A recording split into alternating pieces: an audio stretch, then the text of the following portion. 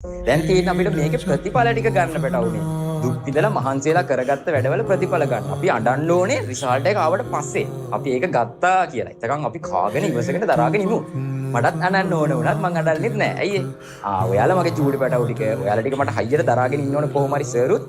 ඊළඟ සැරේදී හොඳ රිසල්ට් එකක් අරගන්න කොහොම හරි මහන්සියලා ඔයාලා ටික ගොඩ දාගන්න නේද? ඒක නිසා සර් හරිද මගේ දරු පැටවුනේ මට හම්බුණු ලස්සනම පැටවු ටිකක් ඔයාලා. ඇත්තටම ගොඩක් වටිනවා. තිශය දක්ෂයි.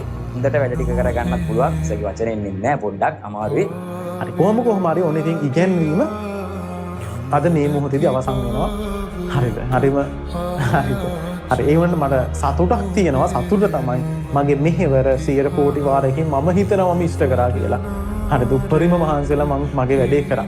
චූටි බබාලාගේ වැඩේ චූටි බබාලා 100 කෝටි වාරයක් කරා. හරිද? මට දුක හිතෙනවා සමහරවිට ඇඬෙනවා පවා මට කඳුළුත් එනවා. හරිද? ඔය මගේ ළමයි ටික ඔක්කොමලා හරි අහිංසක ළමයි. ඔයාට හරියනවා. ඔයාට හරිය නැත්නම් තව කාටද ළමයි හරියන්නේ? හරිද? ඒ නිසා ඔයාලා ඔක්කොලටම හරියන. ඉතින් යන්න. හරිද? අපි ආය හම්බ වෙමු නේද? ආය හම්බ වෙමු. ඉගැන්විල්ලෙන්ම නම් මෙතනින් සමු ගන්නවා. මගේ දැනුම දන් දීලා තියෙනවා. හරිද? මගේ දැනුම දන් දීලා තියෙනවා. මට පුළුවන් ප්‍රමාණයටත් වඩා උපරිම ප්‍රමාණය. හරිද? ඉතින් අන්න ඒ රැස් වෙච්ච පිනෙන්නු.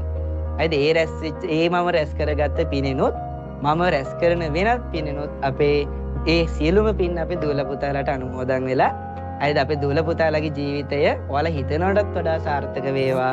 ඒ වගේම තමයි ඔයාලගේ විභාග කටයුතු ඔයාලට විභාගේ වෙලාවෙ ඊට පසුවද ඊට පෙරද කිසිම වෙලාවක කිසිම බාධාවක්ද කරදරයක්ද කිසිම දෙයක් සිද්ධ වෙන්නේ නැතුව සුවසේම විභාග කටයුතු ටික අපේ දුවල පුතාලාට සාර්ථකව කරගෙන ඔයාලා හිතනවට වඩා වැඩිපුර රිසල්ට් එකක් ඔයාලා හිතනවට වඩා හොඳ රිසල්ට් එකකට යන්න අපේ දුවල පුතාලාට ශක්තිය ධෛර්යය ලැබේවා කියලා මම ඉතින් ප්‍රාර්ථනා කරනවා හැමෝටම. හරි අපේ හැම දුවෙක් පුතෙක්ටම තෙරුවන් සරණයි. නමෝ බුද්ධාය.